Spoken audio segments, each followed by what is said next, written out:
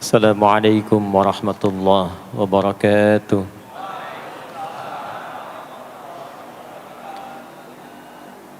Alhamdulillahilladzi bihamdihi tatimmul barakat wa bifadlihi tatimmus salihat. Assalatu wassalamu ala rasulillahilladzi bisalawatihi tatimmus syafa'at.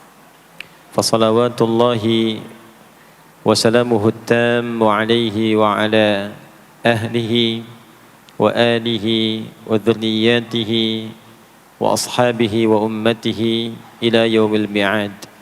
Amma ba'd.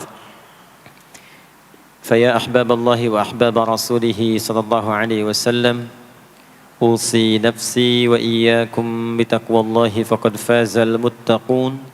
فلا تموتن إلا وأنتم مسلمون. فقال تعالى: يا أيها الذين آمنوا اتقوا الله حق تقاته ولا تموتن إلا وأنتم مسلمون. Yang kami hormati para asatidzah, para ulama, keluarga besar di pengurus Masjid Raya Pondok Indah, baik di yayasan, di masjid, dan semua yang terlibat dalam kemakmuran masjid ini, semoga senantiasa diberkahi dan diberikan kemuliaan oleh Allah Subhanahu wa taala. Tidak disebutkan sifat pemakmur masjid di dalam Al-Qur'an kecuali dengan sifat-sifat yang terbatas. Karena ayatnya pun dibuka dengan adatul hasri, huruf pembatas. Ditemukan di Quran surah ke-9 At-Taubah di ayat yang ke-18. Innama ya'muru masajidallahi. Jika ada ayat Al-Quran dibuka dengan kata innama, adatul hasri, huruf pembatas, maka hukumnya hanya berlaku atau terbatas pada yang disebutkan di ayat saja, tidak keluar dari situ. Saya beri contoh bandingan dulu. Zakat itu dikeluarkan dan disalurkan hanya untuk 8 golongan. Tidak boleh keluar dari 8 golongan itu. Kenapa tidak boleh di luar 8 golongan itu? Karena ayat pengeluaran zakat dibuka dengan kata innama. Quran surah 9 At-Taubah di ayat ke-60. Innamas sadaqatu. Zakat itu hanya boleh dikeluarkan untuk golongan berikut. Jadi di luar golongan itu tidak menerima zakat. Nanti ada skema lain seperti infak, sedekah umum dan sebagainya. Ayat pemakmur masjid dibuka dengan kata innama, memberikan kesan bahwa tidak setiap orang memiliki satu kecenderungan, satu nikmat, satu keinginan untuk berkontribusi memakmurkan masjid. Di dalam bidang apapun, program atau tahapan apapun. Ada yang bertugas mengelola, ada yang bertugas untuk membangun, ada yang bertugas mensupport kegiatan, ada yang bertugas untuk bisa berkontribusi di aspek-aspek lainnya. Nah, semua itu kata Allah adalah kalangan terbatas.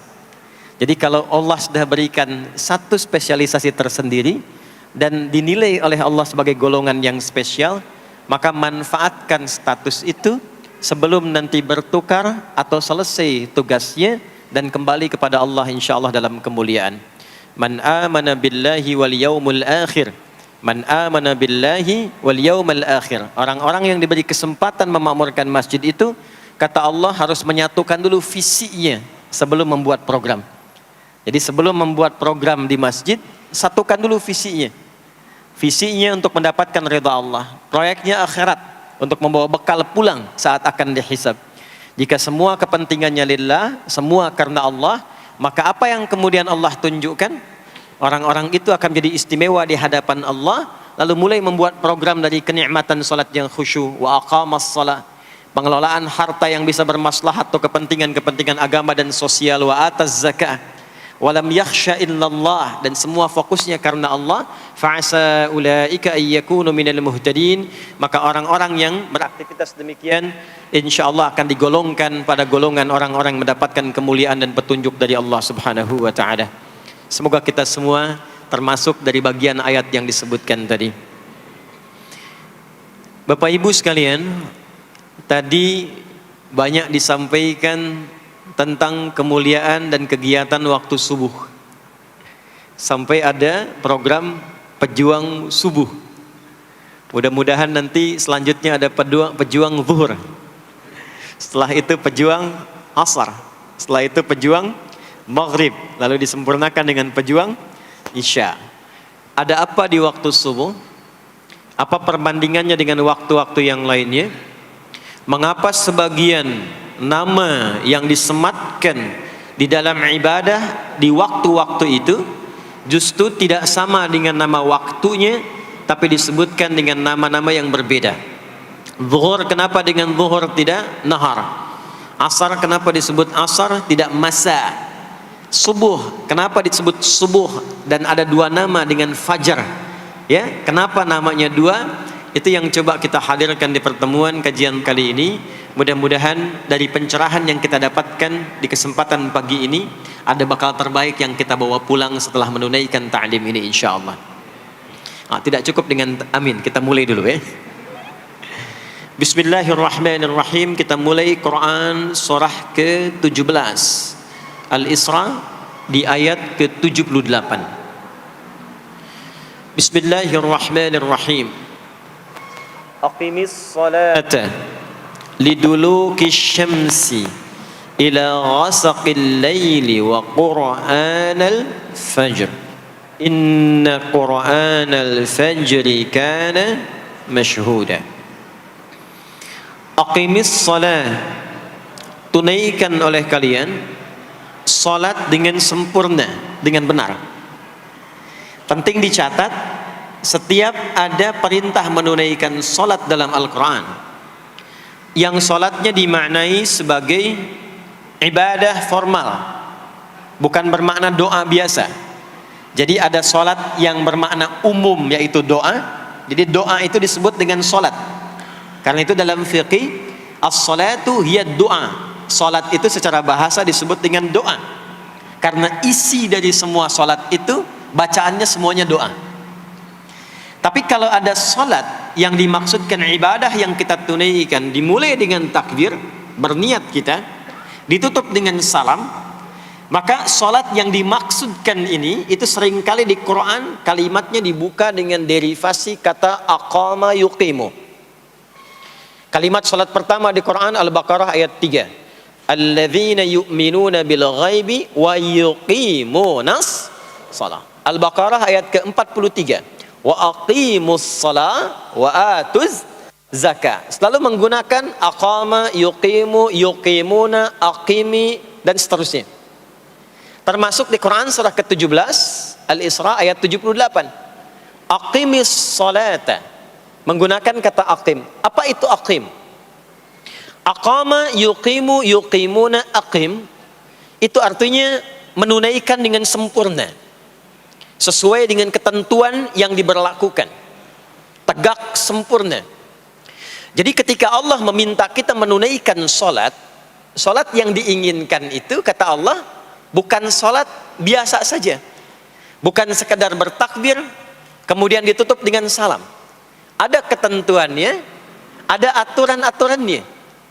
Karena itu ketika Allah meminta kita menunaikan salat, setelah menggunakan kata aqim, aqimu, yuqimuna, kalimat salatnya menggunakan alif lam. Kalau Bapak Ibu cek silakan, rata-rata ada alif lamnya.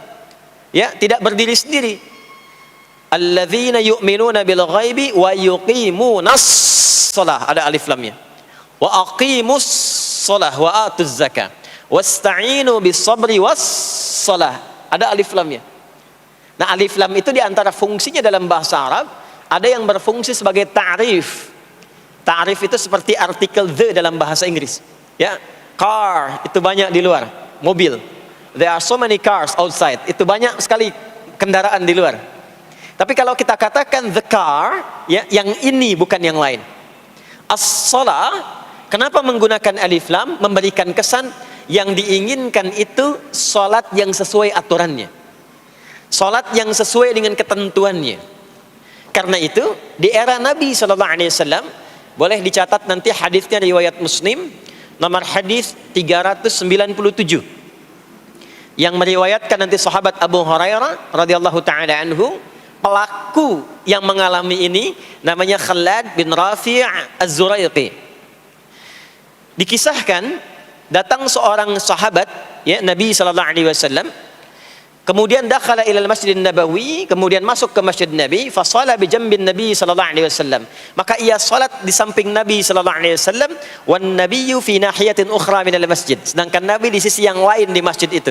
Kalau diilustrasikan, dia masuk ke masjid, kemudian Nabi di satu sisi yang lain. Kemudian dia salat.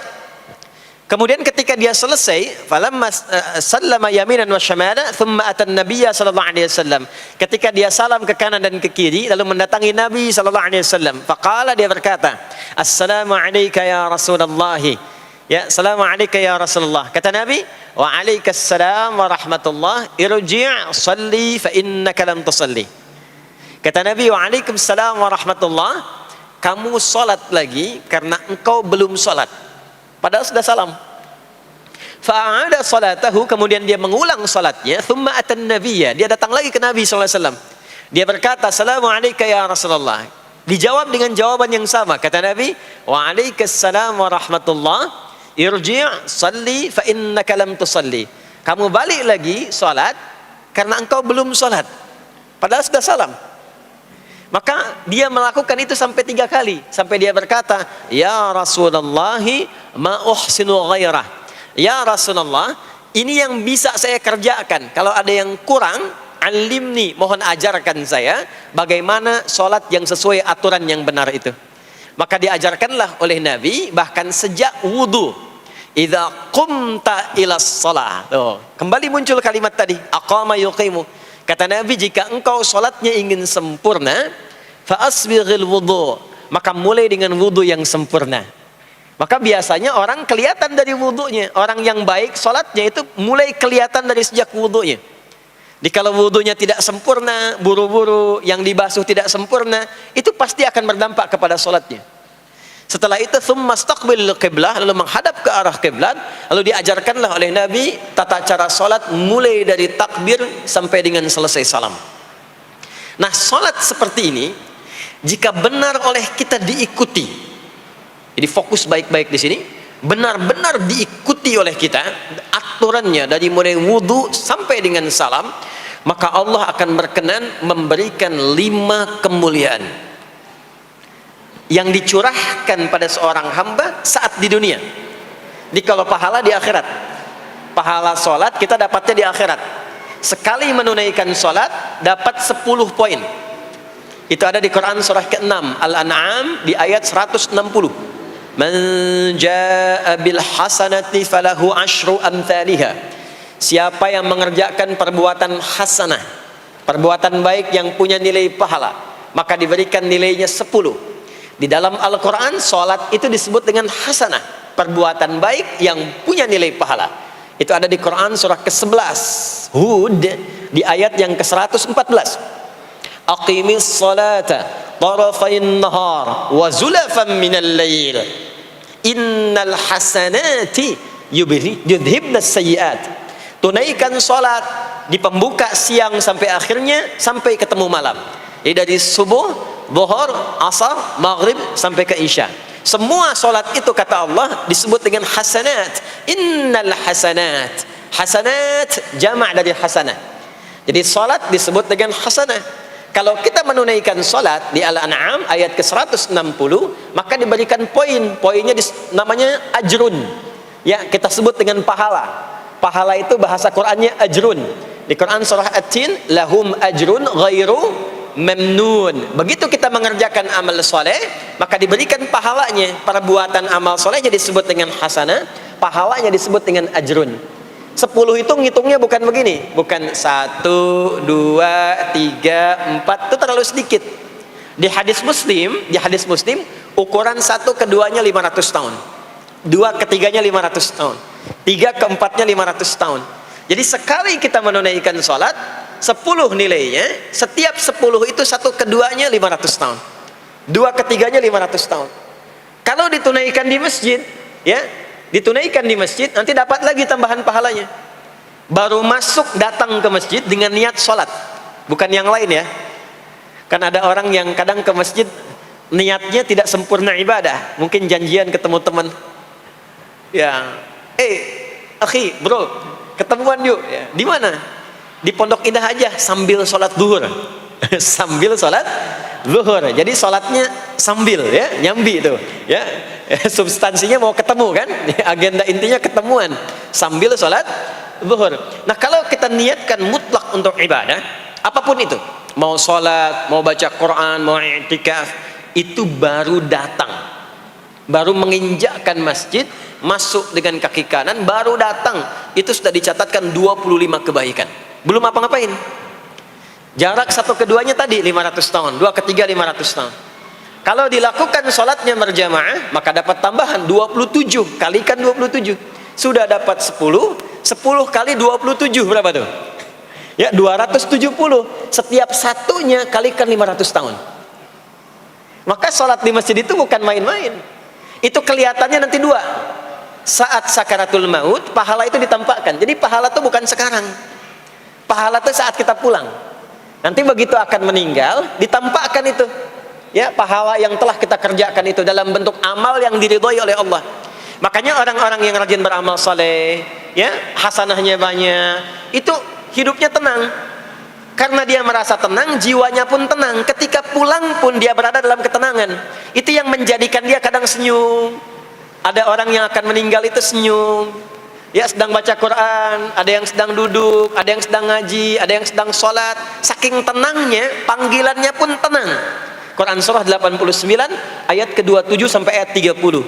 Ya ayyatuhan nafsul mutmainnah, hei jiwa-jiwa yang tenang, irji'i ila rabbiki radiyatan mardiyah, cepat pulang, aku sudah ridha dengan amalmu, engkau pun akan ridha dengan pemberianku. Fadkhuli fi ibadi, masuk golongan hambaku. Ibad itu jama' dari kata abdun. Abdun itu adalah nama bagi hamba yang senantiasa memperbanyak ibadah. Ketika dia ibadah punya hasanat, maka dikonfirmasi saat pulangnya, ditampakkan hasanatnya, ditampakkan hasil pahalanya. Itu yang menjadikan, pernah dengar Sayyidah Asiyah, Siti Asiyah? Siapa beliau? Istrinya Fir'aun kan? Ya, kan ada kisah viral dalam Al-Quran. Ketika beliau akan dieksekusi oleh Fir'aun, la'natullahi alaihi, Fir'aun itu akan mengadab, akan menghukum istrinya sendiri, Sayyidah Asiyah. Ketika akan disiksa dan sudah diikat dalam tiang itu, akan disiksa, maka beliau berdoa, Siti Asiyah itu, dan doanya diviralkan di Al-Quran. Rabbi bnili indaka baitan fil jannah wa najjini min fir'auna wa amali. Ya Allah, aku telah berislam, mempertahankan akidahku saat ini sampai dengan sekarang. Maka mohon ya Allah, berikan kepadaku anugerah di surga nanti, bangunkan satu istana di surga, dan selamatkan aku dari buruknya siksa Firaun, sehingga menjadi tanda bagi orang-orang yang akan beriman bahwa beriman itu menyenangkan. Maka apa yang terjadi?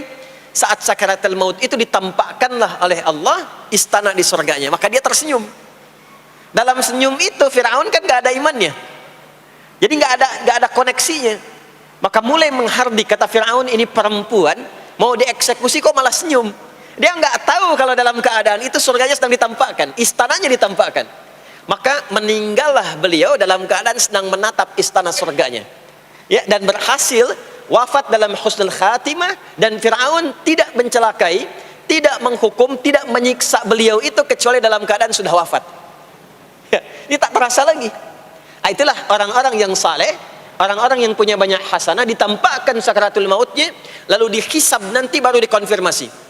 Maka sekarang diberitakan sebagai ilmal yaqin, saat sakaratul maut diperlihatkan sebagai ainal yaqin, saat masuk nanti ke surga dirasakan sebagai haqqul yaqin. Maka ada ilmal yaqin, ainal yaqin, haqqul yaqin. Itulah yang menjadikan kita sering berdoa supaya semua kegiatan dunianya menjadi hasanah, dan di akhirat dikonfirmasi lagi hasanahnya. Ada di Al-Baqarah surah kedua di ayat ke-201. Wa minhum may yaqulu rabbana atina fid dunya hasanah wa fil akhirati hasanah wa qina adzabannar. Nah, perbuatan hasanah yang pertama itu salat. Jadi ketika kita sholat ada pahala. Pahala itu urusan akhirat. Nanti ketika meninggal dapat. Itu bekal pulang. Kita gambarkan nih supaya nggak bingung ya.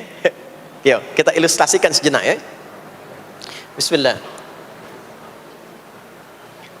Bapak Ibu kelihatan ini ya? Ibu kelihatan Bu ini? Alhamdulillah, alhamdulillah. Ini pejuang subuh belum ditulis sudah kelihatan ya. Alam itu kan yang kita tinggali, kita rasakan, dan nanti yang kita yakini ada 3 kan. Ini sering saya sampaikan belakangan ini di beberapa kesempatan. 1, sekarang ada yang disebut dengan ardun, al-ard, yang kita terjemahkan dengan bumi tempat kita tinggal sekarang ya. Sekarang kita ada di mana? Di Masjid Pondok Indah ya. Bagian dari bumi. Ini di bumi. Sifatnya disebut dengan dunia. Jadi dunia itu asalnya bukan nama alamnya, tapi lebih kepada sifatnya. Ya, dunia.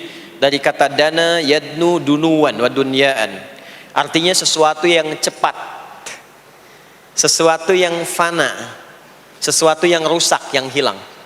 Jadi semua sifat kehidupan kita di tempat ini itu berlangsung cepat. Ya. Kayaknya baru kemarin ketemu, sekarang sudah ketemu lagi. Kayaknya baru kemarin kenalan teman SD, sekarang sudah saling punya cucu. Ya. Dan semua sifatnya rusak. Ini gelas kalau didiamkan, besok-besok kotor, rusak. Baju kalau didiamkan nggak diapa-apain, rusak. Ya, kendaraan kalau didiamkan semewah-mewahnya nggak diapa-apain, rusak. Itulah dunia. Kenapa diperkenalkan viral dunianya dibandingkan dengan bumi dan ardonnya? Untuk memberikan kesan yang kuat kepada jiwa kita. Hei, jangan sampai terjebak dengan kehidupan dunia yang sementara yang ditinggalkan. Jangan memperebutkan sesuatu yang rusak. Jangan berselisih pada sesuatu yang hilang. Ya, kan sekarang banyak orang aneh ya, memperebutkan sesuatu yang pada akhirnya yang diperebutkan itu rusak sendiri. Ya, memperebutkan sesuatu, berselisih pada sesuatu yang akan ditinggalkan, kan sama-sama meninggal. Untuk apa memperselisihkan sesuatu yang akan ditinggalkan? Kok bisa berantem, berselisih, saling mencela pada sesuatu yang sama-sama akan ditinggalkan? Itulah kenapa sering dipopulerkan dengan nama dunia. Dunia, ingat ya, kita tinggal di dunia ini. Maksudnya apa? Hei, hidupmu sementara. Hei, terkadang kita lupa bahwa itu akan berlangsung dengan cepat. Saat nanti meninggalkan tempat itu, ada tempat lain yang akan kita kunjungi. Setelah dunia apa? Belum ke akhirat. Ada waiting room dulu. Nah, sini ada waiting room. Tempat nunggu sementara sebelum nanti ke alam yang ketiga. Namanya disebut dengan kubur.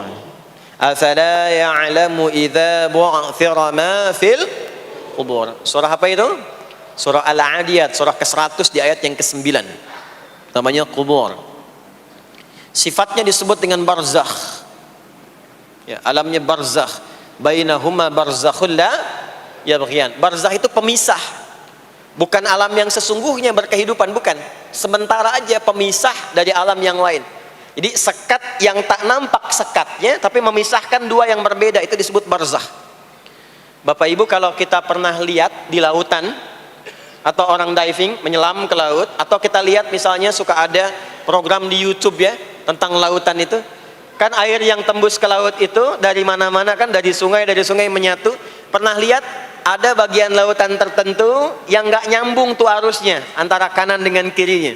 Ikan yang di sini nggak bisa tembus ke sini, begitu ke sini balik lagi, sini balik lagi. Nah itu barzakh namanya. Barzakh pemisahnya, nggak kelihatan tapi memisahkan dua bagian yang tidak menyatu. Bainahuma barzakhul la yabghiyan. Alam ini kenapa disebut barzakh? Karena dia memisahkan antara kehidupan di bumi dengan sifat dunia dengan kehidupan di alam yang ketiga, namanya akhirat. Akhirat. Kalau sudah ada taknya, ada akhir, ada akhirat. Kalau sudah ada taknya di ujung, itu artinya ujung sesuatu yang gak ada awal lagi setelah itu. Ya sudah berakhir di situ. Ya. Jadi kalau di sini meninggal, masuk ke sini. Di sini selesai, ke sini ke akhirat. Tapi kalau kalau di akhirat ini ujungnya nggak ada meninggal lagi, ya, nggak ada wafat lagi, nggak ada meninggal lagi. Jadi nggak usah update status kalau di sini, statusnya akan abadi. Kalau di sini masih berpindah-pindah, ya, mau status apapun dunia akan ditinggalkan. Begitu selesai pindah ke sini. Di sini mulai sama, yang pejabat, yang pengusaha, pebisnis, ya, yang diplomat, yang macam-macam, sampai ke sini mulai sama, almarhum. Nanti bedanya dihisab, begitu sampai sini statusnya akan diraih sesuai dengan amalan yang ada di sini. Nah, mohon izin, mohon maaf, kalau di sini yang semua kita kerjakan, aktivitas kita disebut dengan amal, pekerjaan kita yang melahirkan bekal itu, ya, maka tuntutannya cuma satu, amal saleh. Pastikan semua amal perbuatan yang kita kerjakan soleh.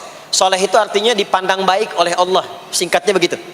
Kalau makan dengan cara yang soleh, yang Allah senangi, minum yang soleh, berpakaian yang soleh, bekerja yang soleh. Maksudnya kalau Anda cari pekerjaan, cari yang dibenarkan oleh Allah.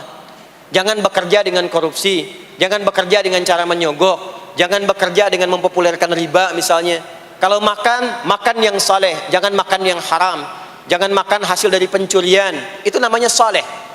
Kalau kita kerjakan semua aktivitas kita, pekerjaan semuanya saleh, maka tadi dia akan punya nilai. Nilai itu yang disebut dengan hasanah. Ya. Hasanah ini punya poinnya yang disebut dengan ajrun, yang kita kenal dengan pahala, yang tadi saya terangkan.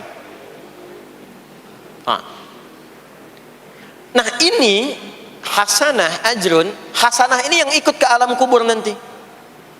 Yang ininya tidak amalnya. Contoh gampangnya begini, saya tunjukkan. Ini ada minuman, ya. Minum itu kan aktivitas standar, amal standar untuk menghilangkan haus. Siapapun bisa minum, mau yang beriman, mau yang belum beriman. Saya sering katakan belum beriman dengan harapan sama-sama beriman sebelum wafat, ya, itu adabnya. Maka bagaimana cara minum ini supaya menjadi soleh? Kata Nabi di hadis Al-Bukhari, perhatikan, idza quddimat ta'amu, kalau hidangan disajikan, mau makanan mau minuman, khudh biyaminika ma yalik, ambil dengan tangan kananmu, thumma sammillah aw iqra bismillahirrahmanirrahim.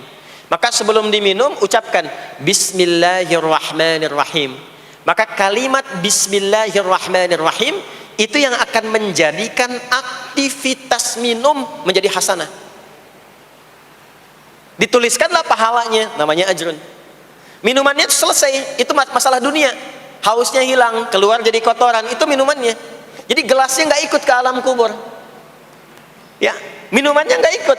Yang ikut apanya? Ini hasanahnya. Jelas sampai sini? Karena itu semua aktivitas yang kita kerjakan dalam berkehidupan itu pasti ada pedoman dalam Al-Quran dan hadis detailnya untuk membimbing semua aktivitas kita menjadi soleh. Pedoman itulah yang sering kita kenal dengan nama doa namanya.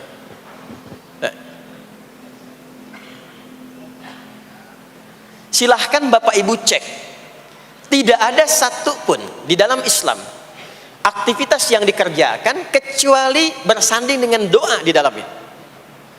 Coba cek ya, bangun tidur sudah ada doanya? Sudah. Makan ada doanya? Berpakaian ada doanya? Dan kalau kita mau jujur, itu semua aktivitas doanya nggak sama. Bangun tidur dengan mau tidur sama nggak doanya? Bahkan urusan ke masjid nih, masuk masjid ada doanya nggak? Kakinya diatur kan? Kanan. Keluar masjid ada doanya. Doa masuk dengan keluar sama nggak? Beda. Ada yang mau ke toilet ya, masuk toilet, kakinya diatur nggak? Kaki apa masuknya? Kiri. Keluar? Ada doanya nggak? Nah, perkara ke toilet pun bisa jadi amal soleh. Karena semua yang dikerjakan dalam Islam itu bernilai. Allah itu ingin mendidik kita, jangan sampai melakukan sesuatu yang tidak ada manfaatnya. Dan kalau sudah ada manfaat, jangan tanggung. Jangan hanya jadikan kegiatan itu terbatas pada satu alam saja. Dunia dapat tapi alam kubur gak dapat. Dunia dapat tapi akhirat gak punya bekal. Gimana nanti pulang ke akhiratnya? Ya. Saya mau tanya sebentar. Maaf ya. Kita yakin nggak bahwa kita akan meninggal? Saya ulang, yakin nggak akan meninggal? Baik. Sekarang pertanyaannya, kalau sekiranya meninggal, pindah alam atau tidak? Pindah kan? Makanya diumumkan di Masjid Raya Pondok Indah, Inna lillahi wa inna ilaihi rajiun. Telah meninggal dunia, telah meninggalkan dunia. Artinya keluar dari sini. Sekarang kita pakai hukum dunia sebentar. Biasanya begini, kalau orang pindah tempat, walaupun ada di satu alam, itu pasti butuh bekal. Dan kadang bekalnya nggak sama.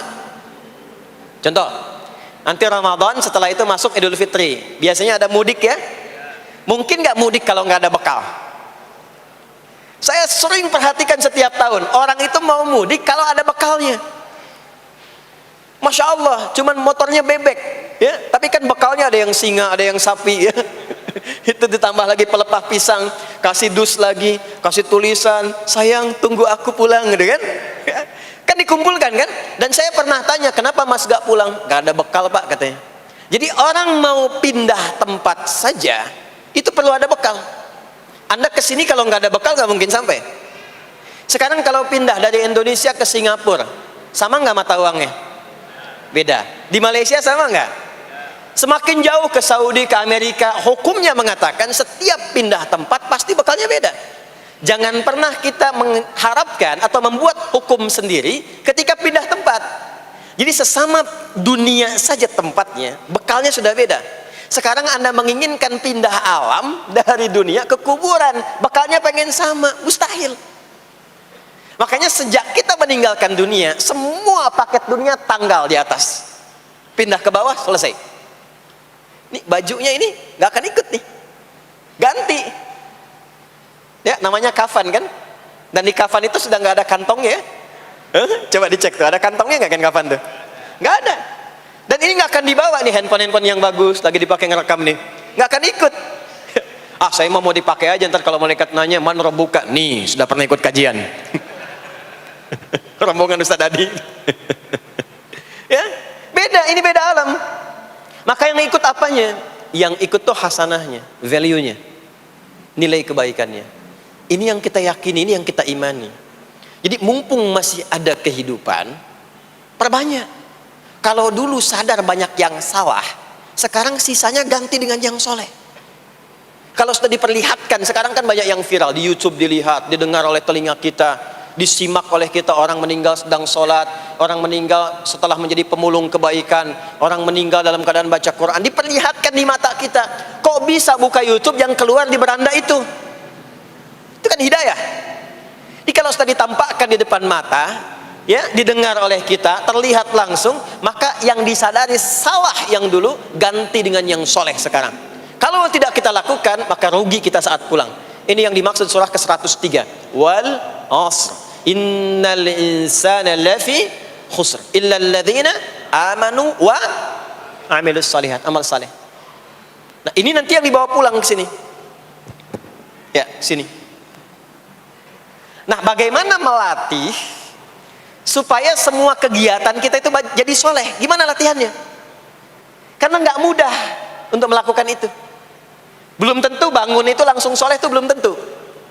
Belum tentu kita makan itu mendapatkan sumber yang benar, dengan cara yang benar. Bagaimana melatihnya? Maka Allah berikan kepada kita waktu-waktu khusus untuk berlatih diri tersambung dengan Allah, yang dengan ketersambungan itu akan menjaga kita di semua keadaan, baik berdiri, jalan, duduk, kerja di kantor, tidur, rebahan. Sekarang banyak kaum rebahaners, ya, tiduran, itu dipastikan kalau tersambung dengan Allah, terkoneksi, semuanya soleh. Karena kalau ingat, ya saya duduk ingat Allah, kalau ingat di pekerjaan ingat Allah, mustahil kita bisa menuliskan sesuatu yang Allah tidak sukai. Tambahin nolnya, ya, bikin paraf, tanda tangan pada proyek yang tidak benar, mustahil. Karena ketika sedang tanda tangan ingat Allah, ya. Nah, dalam bahasa Arab, sesuatu yang tersambung dengan kuat sehingga selalu menempel dan sulit terpisahkan, itu bahasa Arabnya disebut dengan silah. Dari wasala yasilu silah. Ibadah yang melatih kita untuk terus tersambung sehingga ingat pada Allah di setiap keadaan, yang dengan ingat itu menjadikan otomatis amal perbuatan kita ingin dipastikan diridhoi dan disukai oleh Allah sehingga berubah menjadi soleh. Ibadah yang melatih kita untuk mendapatkan itu disebut dengan solat namanya. Solat. Makanya solat disebut solat bukan hanya mengandung unsur doa, tapi latihan yang Allah berikan kepada kita untuk mengoneksikan diri kita sehingga dalam semua kegiatan kita ingat Allah. Itu yang dimaksud di Quran surah keempat An-Nisa di ayat ke-103. Ya. Fa idza qadaitumus salata, maka jika Anda telah tuntas mengerjakan salat, fadhkurullah. Ciri orang yang berhasil salatnya adalah dia mampu mengoneksikan dirinya dengan Allah. Makanya kalau sudah selesai salat, kita sudah ingat Allah. Nah, kalau belum ingat Allah, diminta coba ingat lagi. Selesai salat, jangan buru-buru meninggalkan tempat kita salat. Ingat dulu, sambungkan dulu, sehingga saat keluar dari tempat kita salat sudah ingat Allah. Bahasa Arabnya mengingat Allah itu disebut dengan zikir, zikrullah. Karena itu salat disebut dengan zikir. Buka Quran surah ke-20 Thaha ayat ke-14. Saya nggak akan keluar dari Quran hadis sehingga nggak bisa didebat. Nggak bisa didebat. Anda nggak bisa debat karena ini bukan pikiran, karena ini Quran dan hadis. Quran surah ke-20 Thaha ayat ke-14.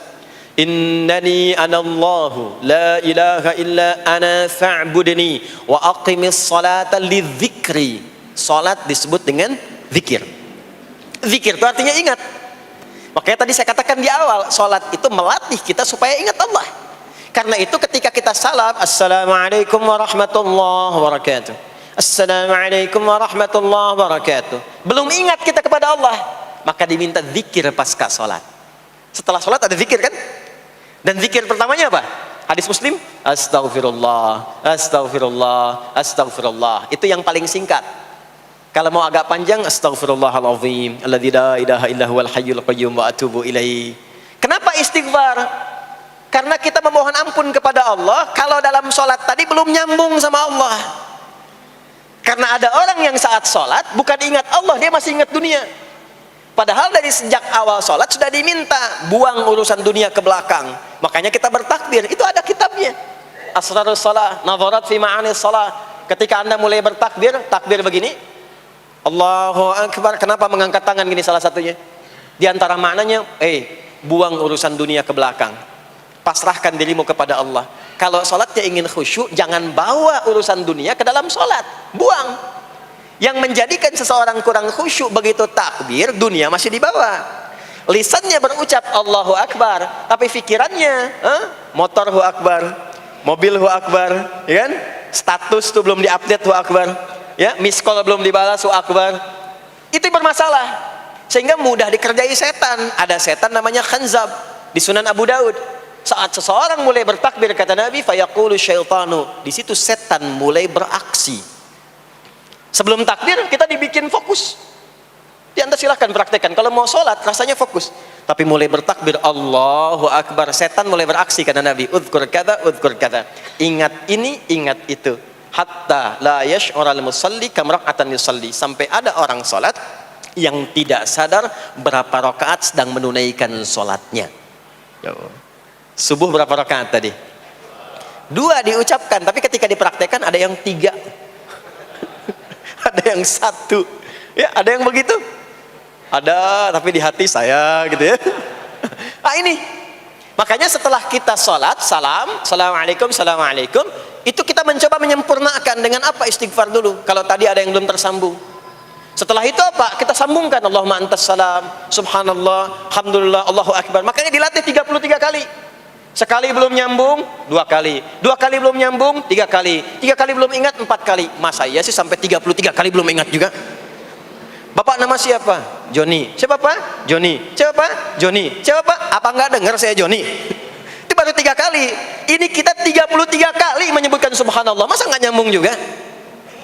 Alhamdulillah 33 kali. Masa enggak syukur juga? Dilatih. Kalau sudah terkoneksi, inilah dia. Fadhkurullaha qiyama. Bangun dari salat, bangkit. Selesai salat, mau kerja, mau kemanapun, ingat Allah. Jadi nggak ada istilahnya keluar masjid tertukar sendal, tuh nggak ada. Ada di sini yang tertukar sendal? Banyak. Insya Allah tidak ya. Kalau ingat Allah tuh nggak mungkin tertukar. Jadi begitu Anda akan menggunakan, yang punya orang lain sadar tuh, astagfirullah, Allah mengawasi, bukan punya saya walaupun mirip. Ya, walaupun mirip. Ya, pakai yang punya kita, itu akan diarahkan. Tapi kalau nggak ingat ada yang mengawasi, nggak ingat ada yang lihat, nggak ingat akan dihisab. Mana ya tadi? Oh, ini dia, masya Allah, lupa saya. Pakai masya Allah lah gitu. Dia pakai yang paling bagus tuh. Pulang dia, padahal dia ke masjid tuh nggak pakai sendal. Pekerjaan juga begitu, nggak akan sembarangan ngambil yang bukan haknya, kerjakan proyek yang tidak benar. Demi Allah, kalau di Indonesia ini muslinya benar semua sholatnya, makmur. Wah, para polisi itu tenang tugasnya gitu, ya. Tentara juga nyaman, di pekerjaan tuh nggak usah ada CCTV, ya, nggak usah ada e-tilang, nggak usah ada kamera di jalan, ya kan? Ini karena kenapa? Latihannya nggak maksimal. Ini pentingnya sholat tuh itu. Jadi semua menjadi amal soleh, semua jadi amal soleh. Begitu ingat Allah, maka berdiri ingat Allah, jalan ingat Allah, duduk ingat Allah, berbaring pun ingat Allah. Kalau sudah ingat Allah, pasti disebut nama Allah. Ini yang dimaksud hadis Nabi. Qala Rasulullah sallallahu alaihi wasallam, kullu amrin dhi balin la yubda'u fihi bi bismillahirrahmanirrahim fahuwa abtar. Setiap perbuatan yang baik yang dibenarkan oleh hati setiap hamba, lalu diikutkan bismillahirrahmanirrahim. Enggak mungkin orang nyebut bismillahirrahmanirrahim kalau enggak ingat Allah. Minum, bismillahirrahmanirrahim. Makan, bismillahirrahmanirrahim. Bekerja, bismillahirrahmanirrahim. Itu ketika dikerjakan langsung jadi hasanah. 10 poin. Ada pahalanya. Dan jangan dianggap ringan ya. Ini kalimat ringan tapi menentukan saat pulang, saat meninggal nanti. Nah, kalau enggak disebutkan bismillahirrahmanirrahim atau tidak bacakan doa yang menyertainya, maka jadi dunia saja, solehnya hilang, tinggal amalnya. Dibalasnya di dunia, akhiratnya nggak ada. Itu yang dimaksud Quran surah ke-25 Al-Furqan ayat 23. Wa qadimna ila ma 'amilu min 'amalin faj'alnahu haba'an manthura. Kalau ada orang berbuat baik di dunia tapi tidak disertakan niat akhirat, kami balas dunianya. Anda kerja belasan tahun, puluhan tahun untuk dunia aja, dapat gaji, dapat benefit, dapat penghargaan. Ada yang juara, ada yang dapat bintang, champion, ya, ada yang promosi jabatan, tapi niatnya untuk dunia. Allah adil, kata Allah, kerja keras dia untuk dunia, saya balas dengan balasan dunia. Tapi kalau diniatkan akhirat, dunia dapat, akhiratnya pun dapat. Kan kerjanya sama, etosnya sama, di tempat yang sama. Kita niatkan akhirat, gak ada ruginya. Begitu meninggal, dapat. Beruntungnya dan bersyukurnya kita sebagai muslim, kita itu lengkap informasinya. Urusan kubur ada informasinya, akhirat ada informasinya.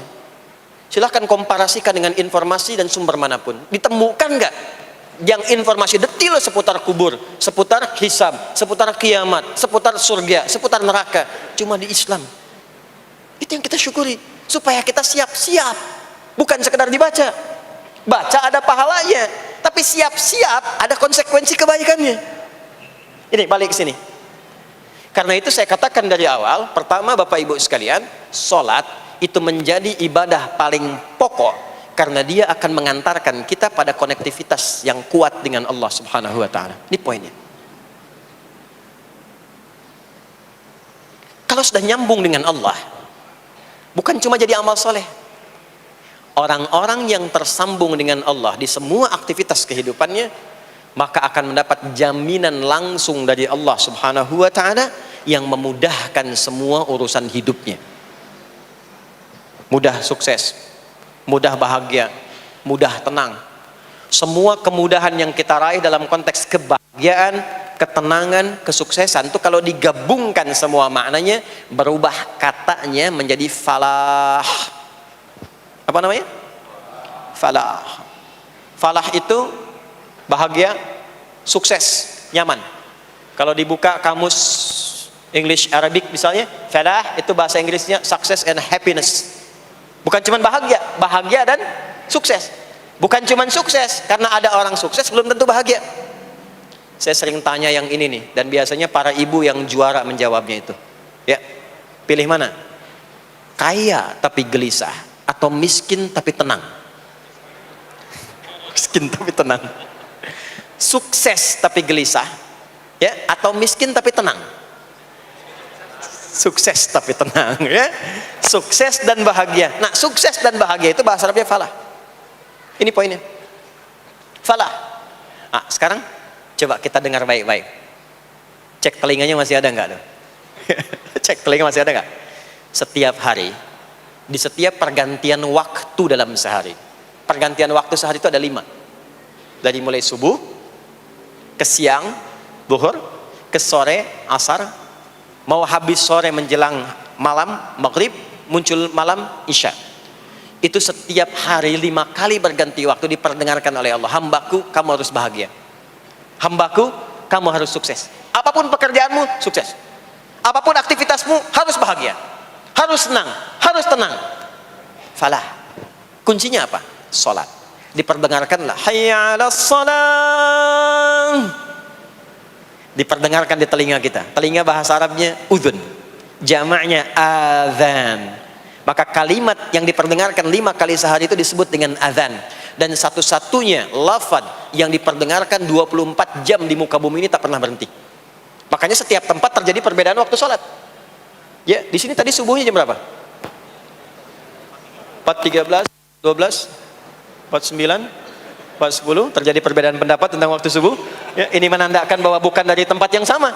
Saya di Bekasi tadi 49, 4:09, sini 4.13. Jadi setiap detik, setiap menit, ini adzan, sana adzan, ini adzan, sana adzan, terus bersautan. Dan kalau kita dengarkan sedunia itu dari beda waktu, 24 jam diperdengarkan.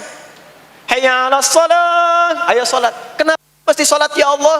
Hayya 'alal falah. Dengar tuh baik-baik kata Allah. Salat akan mengantarkan engkau pada kebahagiaan. Salat mendekatkan engkau pada kesuksesan. Salat mengantarkan engkau pada kedamaian. Makanya kalau orang salat pasti tenang hatinya. Kalau nggak percaya silakan. Salat itu diantara manfaatnya mendatangkan ketenangan. Salat mendatangkan kesuksesan. Karena itu salat bukan hanya ibadah yang diwajibkan pada umatnya Nabi Muhammad SAW saja, tidak. Semua nabi dan rasul yang pernah bertugas di bumi itu semuanya salat dan meminta umatnya salat. Hanya memang kita yang paling sempurna menunaikannya, caranya. Ya, dulu umat nabi-nabi lain juga salat. Contoh, Nabi Musa salat. Nanti diviralkan di Quran surah ke-20 Thaha ayat 14. Nabi Isa alaihi salam yang paling dekat ke Nabi Muhammad 600 tahun sebelum Nabi lahir, itu salat. Beliau salat. Diviralkan di Quran surah 19 Maryam ayat 31 sampai 33. Ya, sampai ke 33-nya wa ja'alani mubarakan aina ma kuntu wa awsani bis shalah. Salat. Siapa lagi? Nabi Zakaria. Nabi Zakaria itu kapan beliau mendapatkan berita gembira akan punya anak? Saat salat. Jadi berdoa, masuk ke mihrabnya Maryam, melihat Maryam punya banyak keistimewaan, maka beliau salat di mihrabnya itu. Di Quran surah ketiga Ali Imran ayat 38 sampai 39. Hunalika da'a Zakaria rabbah qala rabbi habli min ladunka dzurriyyatan thayyibah innaka sami'ud du'a. Turun jawaban, fanadathul malaikatu wa huwa qa'imun yusalli fil mihrab annallaha yubashshiruka bi Yahya. Jadi Nabi Zakaria itu dapat berita akan punya anak namanya Yahya saat salat. Di salat itu kalau dikerjakan bisa berdampak pada percepatan terkabulnya doa. Minta apapun dijawab sepanjang maslahat. Makanya nanti untuk umat Nabi Muhammad jangan tunggu, panggilan salatnya adalah panggilan langsung dari Allah. Minta, punya masalah apa? Aku selesaikan kata Allah. Di salat itu bukan main-main, bukan beban, bukan sekedar kewajiban, tapi kewajiban yang dipaksa untuk membahagiakan kita. Kalau Allah nggak sayang, nggak akan disuruh sholat. Pak, Bu, itu panggilan sholat. Perhatikan panggilan pertamanya, Al-Baqarah ayat 45. Wasta'inu bis sabri wassalah. Kata Allah, hei hambaku, kalau engkau punya masalah, sabar dulu, terima. Karena aku titipkan masalah itu kepadamu untuk meningkatkan kualitas hidupmu, bukan ingin membebanimu. Dan tidak mungkin aku uji engkau dengan masalah itu kecuali engkau mampu mengatasinya. La yukallifullahu nafsan illa wus'aha. Nah sekarang bawa itu lewat sholat, minta solusi kepada Allah. Terima dulu dengan sabar. Setelah itu belajar untuk meningkatkan kualitas hidup, dan bawa lewat sholat, minta solusi. Ternyata saat kita menunaikan sholat, Itu diperintahkan oleh Allah. Minta, punya masalah apa? Makanya kita katakan, begitu Allah perintahkan wasta'inu bis sabri wassalah. Hei, kalau punya masalah terima dengan sabar, minta tolong, minta solusi kepada Allah lewat salat. Maka ketika kita minta, kita robah kalimatnya dari wasta'inu, kata perintah, menjadi bentuk permohonan, fi'il mudhari. Iyyaka na'budu wa iyyaka nas. Itu ketika Anda mengucapkan iyyaka na'budu wa iyyaka nasta'in, fikihnya begini, ucapkan di lisan, hadirkan dalam hati dan pikiran kita masalah apa yang sedang kita rasakan. Minta kepada Allah solusinya. Minta. Jadi bukan sekedar diucapkan. Karena hadis qudsinya berbunyi begini. Hadis qudsinya. An Abi Hurairah radhiyallahu ta'ala anhu qala Rasulullah sallallahu alaihi wasallam qala Allah azza wa jalla. Allah berfirman. Saya langsung saja ke bagian kalimat iyyaka na'budunya. Idza qala al-'abdu, kalau seorang hamba berkata dalam salatnya, iyyaka na'budu wa iyyaka nasta'in, ya Allah, sekarang hamba salat kepadamu, ibadah hanya kepadamu, seperti yang kau perintahkan. Maka hamba memohon kepadamu, ya Allah, seperti yang kau janjikan. Wa iyyaka nasta'in. Lalu hadirkan dalam benak kita, ya Allah, engkau maha tahu sebelum hamba ungkapkan. Hamba punya persoalan ini. Mohon kepadamu, ya Allah, hilangkan semua masalah itu. Berikan hamba solusi yang terbaik.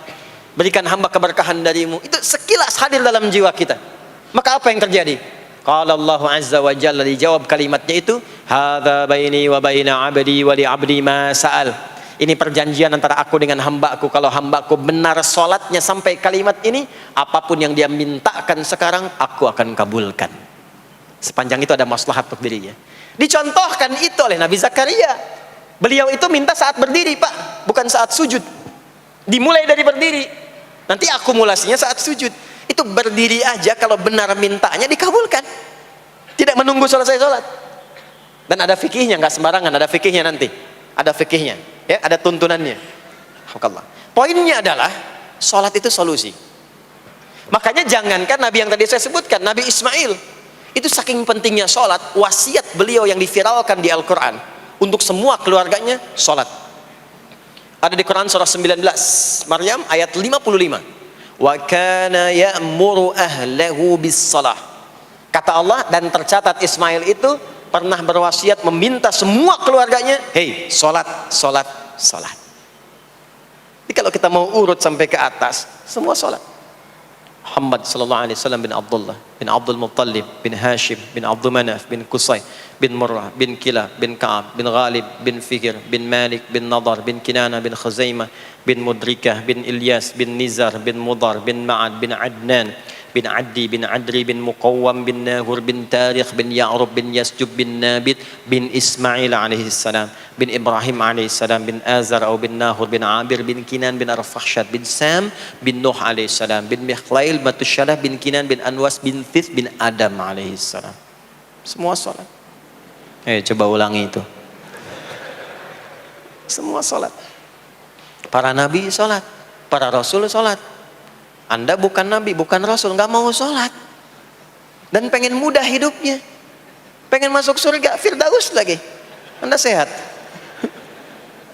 Jadi ini pentingnya sholat itu bukan cuma kewajiban, tapi diwajibkan, dipaksa dengan wajib itu supaya bahagia, supaya falah.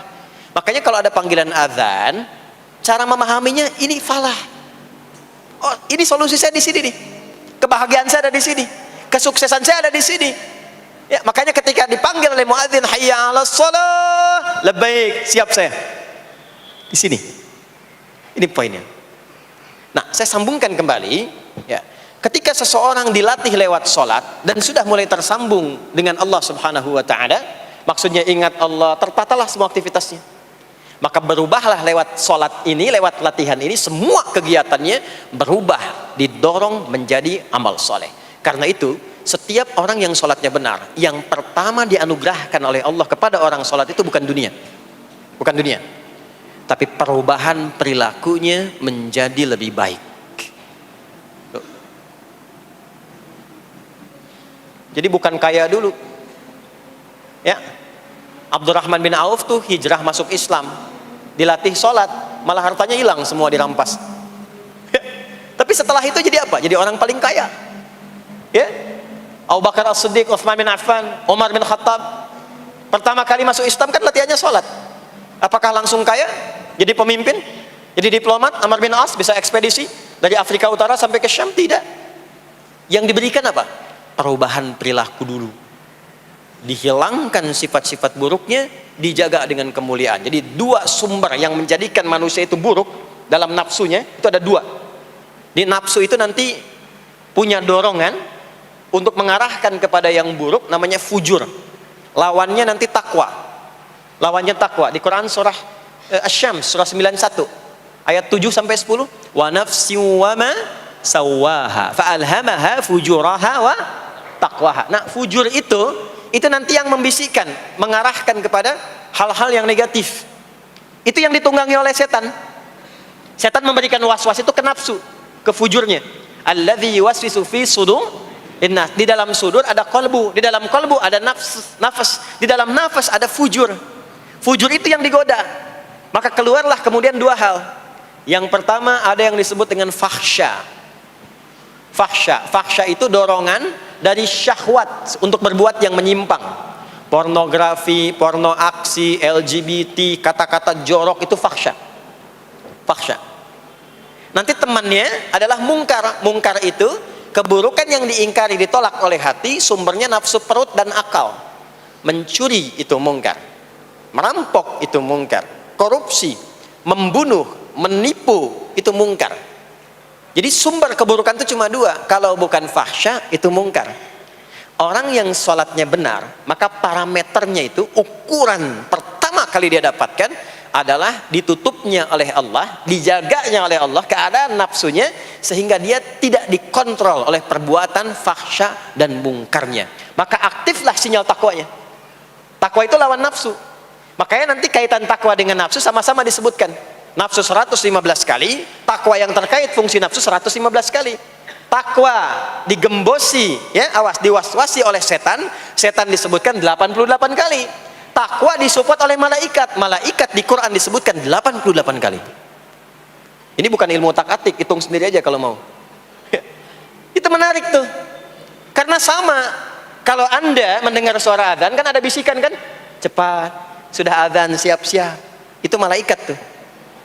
Tapi begitu selesai adzan, la ilaha illallah, tenang, baru adzan, belum qomat. Itu setan. Terus dua-duanya tuh, ya, memberikan bisikan, yang satu mensupport dan seterusnya. Yang paling menarik adalah kalau sholat kita benar, maka sinyal takwa aktif. Makanya amalan takwa pertama itu sholat. Setelah beriman, amalan takwa pertama sholat. Al-Baqarah ayat 2 dan 3. Dzalikal kitabu la raiba fi hudal lil muttaqin. Siapa muttaqin, orang takwa di situ? Ayat 3-nya, alladzina yu'minuna bil ghaibi wa yuqimunas shalah. Jadi kalau sholatnya aktif, takwanya aktif, sinyalnya aktif, sinyal itu yang akan menutup fahsya dan mungkar. Maka turunlah Quran surah ke-29 ayat ke-45. Utslu ma uhiya ilaika minal kitabi wa aqimis shalah. Kita hafal tengahnya, innas salata tanha 'anil fahsya'i wal munkar. Maka kalau orang sholat tidak akan berbuat fahsya, tidak ada lagi yang melambai laki-laki. Allah, ini ada laki-laki yang laki-laki, perempuan-perempuan. Nggak ada lagi tontonan-tontonan pornografi, yang jorok-jorok, yang kotor-kotor.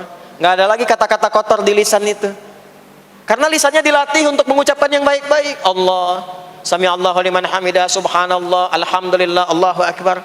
Makanya pasca sholat tuh berubah. Maaf ya, Allah tidak memberikan kepada Nabi Muhammad SAW tongkatnya Nabi Musa, mukjizatnya Nabi Isa, apalagi Nabi Ibrahim dan selainnya. Tapi Allah turunkan Al-Quran kepada Nabi Muhammad SAW, lalu dipraktekkan Quran itu pertama lewat sholat. Anda tahu apa yang terjadi? Nabi Muhammad itu diutus oleh Allah dalam lingkup masyarakat yang sangat terbelakang dan hatam kriminal. Jadi kriminalnya bukan dikerjakan, hatam. Dan nyaris tidak kenal kebaikan, makanya disebut dengan jahiliyah. Kalau Bapak Ibu tanya di zaman Nabi, ya maaf, ada pezina? Bukan cuman ada, hatam, perfeksionis zinanya. Itu. Membunuh itu, ya, mabuk, ada orang mabuk kekinian di zaman jahiliyah, pemabuk amatir itu 5 kali sehari mabuknya. Yang amatir. Jadi kalau baru mabuk sekali, 2 kali, itu coba-coba. Amatir itu 5 kali. Pembegal. Ya, sekarang kita dengar berita ada begal ini itu. Jahiliyah itu sekampung begal semua. Kampung Gifar. Tapi Allah menghendaki Rasulullah latih lewat salat. Apa yang terjadi? Berubah jahiliyah itu, berubah menjadi khairu ummah. Umat terbaik yang paling teladan, yang menginspirasi, yang pernah berkehidupan di bumi. Sampai persaksiannya dari Allah langsung turun Quran surah ketiga Ali Imran ayat 110.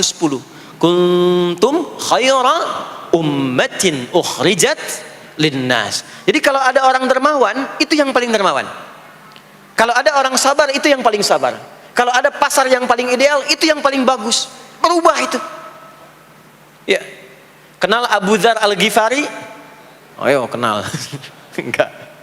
Abu Dzar Al-Ghifari itu nama aslinya Jundub bin Junadah. Di antara pemimpin begal di zamannya. Dari kota Ghifar. Ghifar itu kampung begal asalnya. Ya, hamukumullah. Masuk Islam. Datang ke Mekah. Bertemu dengan Rasulullah. Begitu masuk Islam, kata Jundub bin Junadah, ya Rasulullah, ausini au kama qala. Berikan saya nasihat. Kata Nabi, pulang sekarang. Kata beliau, enggak, saya mau umumkan keislaman saya depan Ka'bah. Kata Nabi, jangan lakukan. Sekarang orang masih belum tahu tentang Islam, nanti marah kamu dipukuli. Kata beliau, ya Rasulullah, saya ini membegal terang-terangan, masa bersyahadat sembunyi-sembunyi? Maka keluar ke depan Ka'bah, dia katakan, ya ma'asyara Quraisyin, hei semua orang Quraisy. Datang orang. Usyhidu bi annahu la ilaha illallah wa anna Muhammadar Rasulullah. Aku bersaksi, syahadat la ilaha illallah Muhammadar Rasulullah. Kalian mau apa? Dipukulin sampai pingsan. Sampai ketika akan diteruskan, ada riwayat mengatakan datang Sayyidina Ali bin Abi Thalib, ada yang mengatakan Sayyidina Hamzah, ya, bin Abdul Muttalib radhiyallahu ta'ala anhuma jami'an. Datang menyampaikan, jangan teruskan. Kalau ini meninggal, ini wafat, kita akan celaka karena kafilah kita akan lewat desa Ghifar. Kalau lewat Ghifar gak akan berhasil niaga kita, katanya. Ya, karena akan dihabisi semua ini orang Ghifar. Maka dibiarkan pergi, pulang. Tahu apa yang terjadi? Begitu Nabi hijrah ke Madinah, dikagetkan dengan suara kaki yang berdecak kencang, bang bung bang bung bang bung. Ternyata ada berita gembira, sekampung begal Ghifar itu masuk Islam semuanya, berubah jadi baik. Untuk menginspirasi generasi kemudian, maka dipopulerkanlah oleh beliau kunyahnya dengan nama daerahnya. Sayalah Abu Dzar Al-Ghifari. Al-Ghifari itu maksudnya apa? Dulu saya ini berasal dari Ghifar, kampung saya kampung begal. Cuma karena saya masuk Islam, diajarin sholat, diajarin baik, sekampung baik semua. Ya. Makanya orang-orang Arab setelah itu, bahkan non-Arab, kalau datang memperkenalkan daerahnya. Imam Al-Bukhari, itu nama aslinya bukan Al-Bukhari. Nama aslinya Muhammad. Punya bapak namanya Ismail, punya kakek namanya Ibrahim, kakek buyutnya Al-Bughirah, yang buyutnya Al-Bardizbah. Tinggal di kecamatan Ju'fah, Kabupaten Bukhara, Provinsi Khorasan, sekarang negaranya Uzbekistan. Karena berasal dari Bukhara, datanglah beliau kemudian ke Arab, sekarang ke Jazirah, ke Mekah, ke Madinah, memperkenalkan, saya bukan orang Arab, saya dari Bukhara. Rumusnya tambah alif lam di depannya, ujungnya tutup dengan i. Al-Bukhari, saya dari Bukhara. Diperkenalkan, maksudnya apa? Islam sudah masuk ke tempat saya, orang-orangnya sudah baik, orang-orangnya sudah khusyuk. Itu memperkenalkan. Orang tua kita Syekh Yasin dari Padang, maka diperkenalkan Syekh Yasin Al-Padangi. Syekh Ahmad Khatib dari Minangkabau, Syekh Ahmad Khatib Al-Minangkabawi. Syekh Abdul Somad dari Palembang, Syekh Abdul Somad Al-Palembangi. Syekh Nawawi dari Banten, Syekh Nawawi Al-Bantani. Ya, nanti ada Pak Ghafur dari Pondok Indah, ya, Masjid Raya Pondok Indah, datang ke Mekah umrah haji, ana Ghafur al Masjid Raya al Pondok Indahi, gitu. Itulah salat. Jadi salat itu merubah keadaan kita lebih baik. Itulah sebabnya kenapa 5 waktu, karena Allah inginkan di setiap waktu kita jadi orang baik, di setiap waktu kita bahagia, setiap waktu selesai persoalan. Datang masalah subuh, ya, antara subuh ke zuhur kan ada masalah tuh. Nggak mungkin ada orang dari subuh ke zuhur nggak punya masalah, tuh nggak mungkin. Tuh wajahnya udah kelihatan tuh. Ya, makanya kita datang ya menghadap kepada Allah, minta diselesaikan, minta diberikan taufik, sujud kita. Diberikanlah solusi. Zuhur ke asar ada masalah, datang saat asar. Asar ke maghrib punya masalah, datang. Makanya semua ulama dulu seperti itu. Al-Bukhari itu menuliskan kitab sahihnya itu 16 tahun. Setiap satu hadis akan ditulis, sholat dulu. Sholat dulu. Begitu tenang, nyaman, baru tuliskan. 16 tahun. Itulah sholat. Nah, dari sekian waktu yang 5 kali itu, ada waktu yang spesial. Waktu spesial inilah yang ingin saya bahas, yang tadi disampaikan dalam pengantar sambutan. Jadi ini inti yang mau saya katakan. Ini barusan muqaddimah tuh. Barusan muqaddimah. Baik. Kan kita sholat berapa kali sehari? Kita hitung. 1, subuh. 2, zuhur. 3, keempat. Yang kelima, isya. Berapa jumlah rakaatnya? 17. Baik ya. Itu nomor telepon untuk koneksinya. Koneksi kita dengan Allah nomornya catat ya. 24434. Ya, kalau ditanya berapa nomor koneksi dengan Allah? 24434. Subuh 2, zuhur 4, asar 4, maghrib 3, isya 4. 5 waktu kan? Baik. Di 5 waktu ini kita dijaga, diinginkan menjadi hamba yang baik, bahagia, nggak lekat dengan masalah, tuntas semua. Saking sayangnya Allah sama kita. Kalau nggak sayang nggak disuruh sholat. Itulah sebabnya ketika diperintahkan menunaikan waktu sholat, diberikanlah gambaran waktunya. Tapi yang jadi persoalan kita sekarang yang akan dibahas, di antara sekian waktu itu, ada waktu-waktu yang spesial. Ada waktu-waktu yang spesial. Dari mulai subuh ke isya itu, ada yang dispesialkan oleh Allah karena ada bonus berlipat di dalamnya. Waktu apakah itu? Mari kita bacakan dulu mulai dengan Quran surah kedua ayat 238. Paling kanan sebelah atas di mushaf standar. A'udzubillahi minasyaitonirrajim. Bismillahirrahmanirrahim. Mohon izin saya agak lambatkan sedikit ritmenya karena ini inti yang mau kita bahas. Tadi muqaddimah makanya saya percepat ya. Hafizu 'alas salawati was salatil wusta wa qumu lillahi qanitin. Hafizu. Kalau Bapak Ibu lihat mushaf terjemah, diterjemahkannya dengan jagalah. Jagalah itu ihfadhu, hafidha yahfadh. Tapi kalau ada alif setelah hafidhu, itu berarti fi'il madhinya, past tense-nya, akar kata kerjanya hafadha, yuhafidhu. Alifnya mufa'alah, bermakna saling. Jadi mengartikannya begini, hafidhu 'alas salawati. Hei, hendaklah kalian saling menjaga waktu sholat. Kalau saling itu sendirian atau banyakan? Banyakan. Jadi kalau bapak di rumah ada 5 orang, bapak, ibu, dan 3 orang anak, maka jangan sholat sendirian pak. Ingatkan anaknya, ingatkan istrinya. Istri bangun duluan, ingatkan suaminya. Makanya waktu sholat itu, maaf, jangan cuma disandarkan pada azan yang kita dengar di masjid, harus hafal. Bahkan nanti gini, di Quran surah keempat ayat 103 itu, di ujung ayatnya, itu ada penanda ciri standar orang beriman. Maaf, kita tanya dulu nih, kita beriman tidak hari ini? Halo, beriman? Hati-hati ya, karena kata Nabi ada yang subuh beriman, sorenya sudah kufur tuh. Ya, yusbihu mu'mina wa yumsi kafira. Hati-hati ya. Yuk, apa ciri orang beriman tuh? Iman itu konfirmasinya bisa didapatkan satu melalui suara adzan. Adzan itu sama dengan penanda waktu sholat. Tahu dari mana iman itu bisa dicek dengan suara adzan? Quran surah ke-8 Al-Anfal di ayat yang kedua. Innamal mu'minuna alladzina idza dzukirallahu wajilat qulubuhum. Sungguh insan beriman itu ciri standarnya bisa dilihat. Kalau disebutkan nama Allah, ada konfirmasi iman dalam hatinya. Jadi iman itu letaknya di kolbu. Nanti konfirmasinya lewat suara adzan. dipanggil, disebutkan nama Allah. Makanya disebutkan nama Allah 5 kali dalam sehari untuk mengecek iman ada nggak dari subuh sampai isya. Ya, Allahu Akbar, Allahu Akbar. Ada getaran di hati kita, sudah azan. Nah, itulah iman. Itulah iman. Makanya orang yang punya iman dengan yang belum punya iman akan beda getarannya. Ini hanya dimiliki oleh orang yang punya iman saja. Yang belum punya iman nggak bisa, nggak punya itu. Allahu Akbar, Allahu Akbar. Surah apaan nih? Toanya kencang banget, ya. Tapi kalau orang beriman, Allahu Akbar, Allahu Akbar, ya Allah sudah azan. Itu konfirmasi itu. Nanti semakin tinggi imannya, bahkan ada yang orang sudah menunggu sebelum tiba waktunya. Tadi subuh jam 4:13 di sini. Ada yang nunggu dari jam 3, padahal belum dipanggil. Ya, masya Allah. Di Bekasi 4:09. Allahu Akbar, Allahu Akbar. Azan. Ingat dia. Nah, itu ciri beriman. Cuman imannya standar. Jadi bukan iman yang kuat.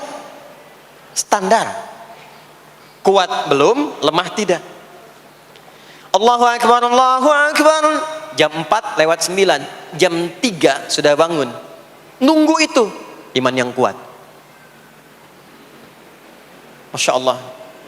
Ada yang baru subuh dan nunggu isya. Tunggu. Kuat.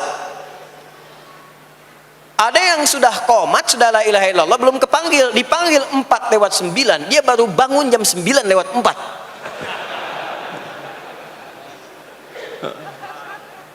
Tuh. Nah, ini iman lemah. Di bawah. Ciri standar, karena dipanggil ingat, maka ciri standar orang beriman itu tahu waktu sholat. Harus tahu, Pak, Bu. Itu standarnya. Itu ada di Quran surah keempat, di akhir ayat 103. Inna salata kanat 'alal mu'minina kitaban mawquta. Kalau pakai terjemah balaghah itu bunyinya begini, sungguh orang beriman itu pasti tahu waktu sholat. Nah, jadi kalau ditanya jam berapa zuhur nanti belum bisa kita jawab dengan sempurna, itu artinya apa? Imannya belum naik itu ke level standar, belum menguat. Ya, ini poinnya. Nanti kapan waktu sholat itu tiba? Kalau ada yang belum ingat, jangan dibiarkan tidak ingat. Makanya kata Al-Quran, saling menjaga ya waktu sholat itu. Jangan sampai di keluargamu, ada temanmu, kolegamu, bahkan tetanggamu itu nggak tahu waktu sholat. Bahkan nggak sholat, itu bahaya. Kalau memang sayang sama anak, ingatkan. Sayang istri dengan suami, ingatkan. Tanda istri beriman yang cinta dengan suaminya, tanda pertamanya ketika mengingatkan suaminya pada semua hal yang disukai oleh Allah. Begitu sebaliknya. Maka kata Al-Quran, hafidhu, saling menjaga waktu sholat. Disebutkan di situ alas sholawat. Bentuknya begini. Tulisannya alif, lam, waw, alif, ta maftuha begini. Alas, begini tulisannya. Karena nanti ada yang begini, ada yang begini. As-sholat, ada yang begini. Biar saja, enggak usah. Ada yang begini, ta marbutah. Seperti Al-Baqarah ayat 3, alladzina yu'minuna bil ghaibi wa yuqimunas shalah. Begini tulisannya. Ada yang begini. As-salat pakai alif, ta, gini. Tapi di Al-Baqarah ayat 238 tulisannya begini. Alas salawati, ta-nya terbuka. Secara singkat begini, secara singkat. Kalau tulisannya begini, maka yang dimaksud salat fardu. Yang dimaksud salat apa? Salat fardu. Salat fardu itu ada berapa? 5 waktu. Maka kata Allah, hei, saling jaga ya. Waktu salat yang fardu itu yang 5 waktu. Di antara yang 5 itu ada yang spesial. Was-shalatil wusta. Waktu yang pertengahan. Tengah-tengah.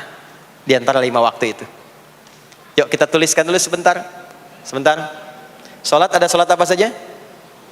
Subuh, kemudian zuhur, kemudian asar, kemudian nggak cukup, ambil ke sini, maghrib, kemudian isya. Subuh, zuhur, asar, pindah sini, maghrib, isya. Lihat rumusnya. Jadi yang sholat pertengahan yang mana? Jangan lihat tulisannya itu, ya, karena subuh di tengah-tengah disebutnya subuh ya. Sholat pertengahan yang mana? Asar apa subuh? Subuh apa asar? Apa dalilnya? Kita pakai dalil. Nah, sholat pertengahan itu disebutkan oleh Nabi itu ada dua. Ada subuh dan asar. Qala Rasulullah sallallahu alaihi wasallam yata'aqabuna fiikum malaikatul laili wa malaikatun nahari fi salatil asri wa fi salatil fajri. Berebut semua malaikat yang bertugas di siang dan malam, berebut membersamai kita. Kalau berebut itu artinya kalau ada yang berdoa diaminkan, kalau ada yang mohon ampun diistighfarkan oleh malaikat. Jadi malaikatnya minta kepada Allah, ya Allah ampuni si fulan, ya Allah ampuni si fulan, ya Allah si fulan, dan seterusnya sampai selesai. Itu khusus di salat asar dan salat subuh. Sampai kemudian thumma yas'aduna ila sama', kemudian mereka para malaikat itu kembali bertugas masing-masing, lalu Allah mengonfirmasi kepada mereka untuk menunjukkan kebenaran tugas malaikat yang tidak bermaksiat. Allah Maha tahu tentang hambanya, Maha tahu. Tapi Allah ingin menunjukkan kepada kita apa yang benar dari lisan malaikat itu, yang nggak pernah berdusta. Ya, maka Allah bertanya kepada malaikat, bagaimana keadaan hambaku ketika engkau tinggalkan? Maka disampaikan oleh malaikat itu, ya Allah, aku meninggalkan hambamu si fulan, dia sedang menunaikan ibadah, dia sedang sholat kepadamu, dan khusyuk berdoa, dan seterusnya. Maka apa jawabannya? Saksikanlah, ketika malaikat menyampaikan sedang ibadah, maka turun bonus dari Allah untuk mengampuni dosa si hamba itu. Itulah manfaatnya waktu pertengahan. Waktunya disebutkan di hadis ini asar dan subuh. Antara asar dan subuh itu masih ada yang unggul, ada yang istimewa lagi. Apa yang istimewa? Antara asar dan subuh yang istimewa terletak di subuhnya. Jadi dari 5 waktu ini, yang pertengahan asar dan subuh, karena amal di bawah ditunjukkan untuk mendapatkan penilaian langsung dari Allah seketika dan memberikan jawaban dari apa yang kita inginkan, asar dan subuh. Tapi dibandingkan asar dengan subuh, gila keduanya dibandingkan, dua-duanya mulia. Maka subuh punya kemuliaan yang tidak dimiliki oleh asar. Ya, makanya nanti asar bisa bertemu dengan zuhur, masih ada jama, masih ada qasar. Maghrib ketemu isya, masih ada jama, ada qasar. Ya. Tapi subuh nggak bisa dijama, nggak bisa dikosor. Ya. Makanya subuh letaknya jauh, ke isya jauh, ke zuhur jauh. Ya, saya mau jamaah, ya jama antara isya dengan subuh biar nanti bangunnya sekalian gitu. Nggak bisa. Ya. Maghrib masih bisa dijama dengan isya, isya dikosor dari 4 jadi 2. Maghrib nggak bisa dikosor karena 3 nggak mungkin jadi 1,5. Ya. Zuhur udah 2, masa mau dikurangin lagi? Subuh udah 2, nggak mungkin dikurangi lagi. Maka dari itu subuh menyendiri-sendiri. Nah, ada apa kemuliaan di subuh itu? Maka turunlah Quran surah ke-17 ayat 78 yang tadi saya bacakan di awal. Aqimis salata liduluki syamsi ila ghasaqil lail. Sampai sini zuhur sampai isya. Duluki syamsi tergelincir matahari itu zuhur. Sampai ghasaqil lail tiba malam itu isya. Lalu ditutup ujungnya wa qur'anal fajr. Khusus untuk subuh itu ditambahkan selain sholat ada bahasa Quran di Quran sendiri. Khusus untuk subuh redaksinya ditambahkan dengan Quran. Apa itu Quran? Halo, apa itu Quran? Kalau tidak tahu cepat katakan wallahu a'lam. Apa itu Quran? Wallahu a'lam.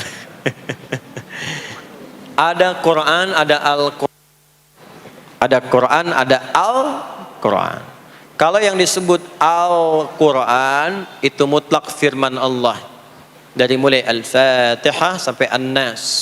Ini yang terdapat di dalam mushaf ini, di 2 jilid ini. Ya, itu Al-Quran. Kalau disebutkan Quran tanpa alif lam, maka yang dimaksudkan bacaan secara umum.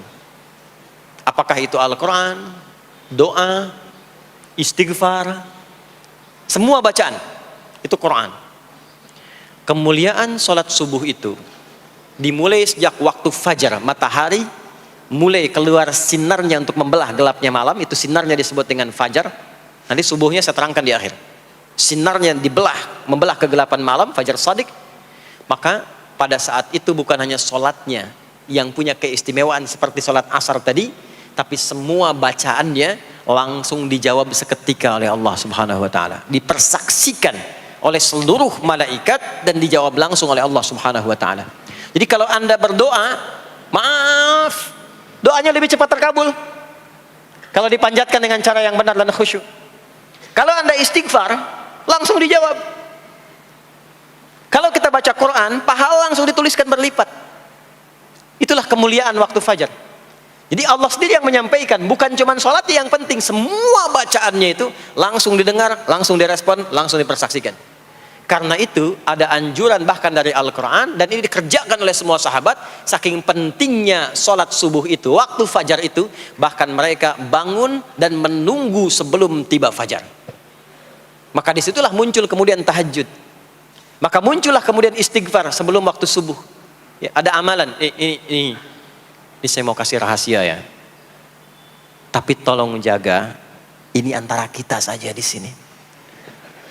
Ya, rahasia. Ada waktu sebelum subuh.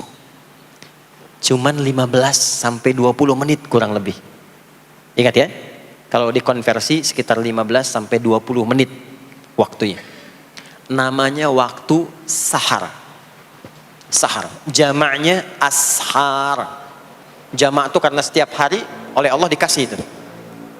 Sahar, jamaknya ashar.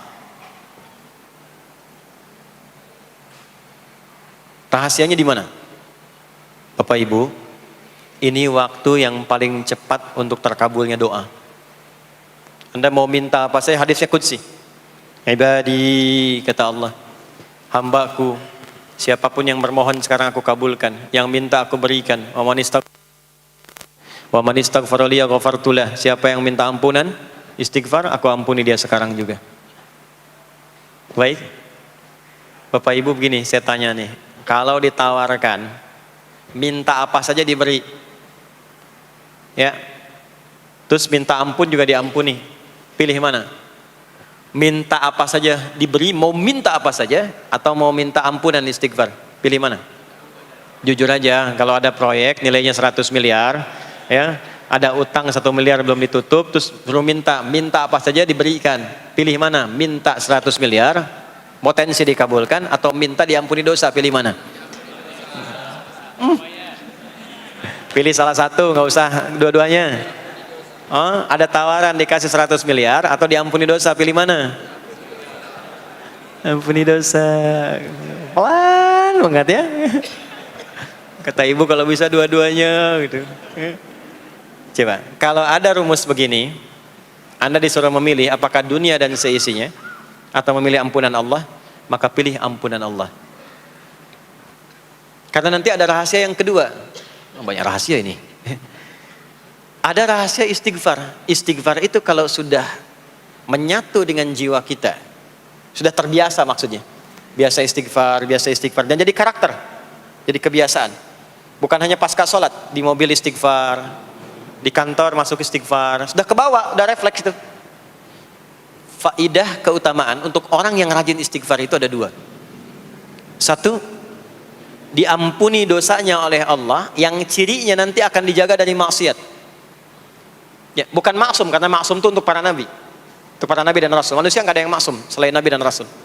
Maksudnya apa? Diberikan petunjuk oleh Allah untuk menjaga diri. Sehingga ketika dosanya diampuni, dia nggak berbuat dosa itu lagi. Mata biasa melihat yang tidak baik. Tobat, diampuni dosa mata itu, cirinya adalah mata nggak senang lihat yang nggak baik lagi. Itu dosa mata diampuni. Ciri tobat diterima. Maka istighfar itu menggugurkan dosa-dosa dan menjaga kita dari perbuatan salah. Yang kedua, orang yang sudah terbiasa beristighfar, itu doa cepat dikabulkan, bahkan sebelum ia memintanya dan memohonkannya. Di sebelum melafazkannya, itu bisa terjadi Allah sudah mengabulkannya. Itulah kemuliaan istighfar.